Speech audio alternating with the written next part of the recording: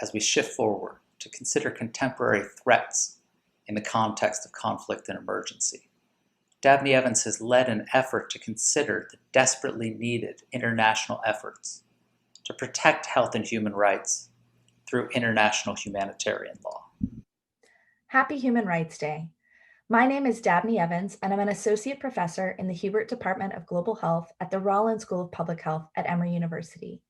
I want to begin by acknowledging my co-authors on our chapter, Laura Martin and Edward Queen. And I want to join you all with great excitement for the launch of this important text, Foundations for Global Health and Human Rights.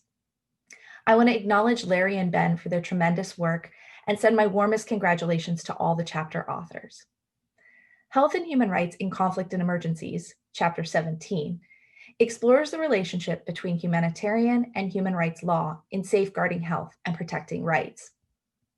The chapter examines human rights violations and emergencies, discusses ways public health programs contribute to the realization of human rights, and outlines approaches to mitigate the health impact of complex humanitarian emergencies on affected populations.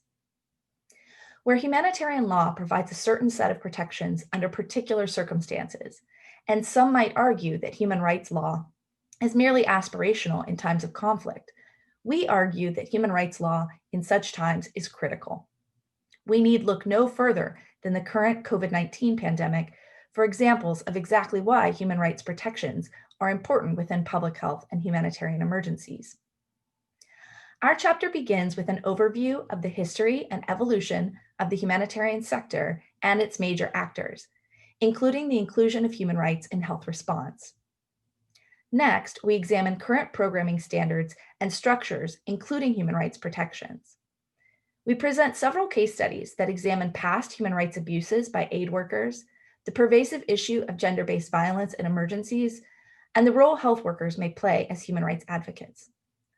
The chapter concludes by exploring humanitarian assistance challenges and the future of rights-based approaches that are grounded in the humanitarian development nexus. We hope you'll take a look at our chapter and enjoy.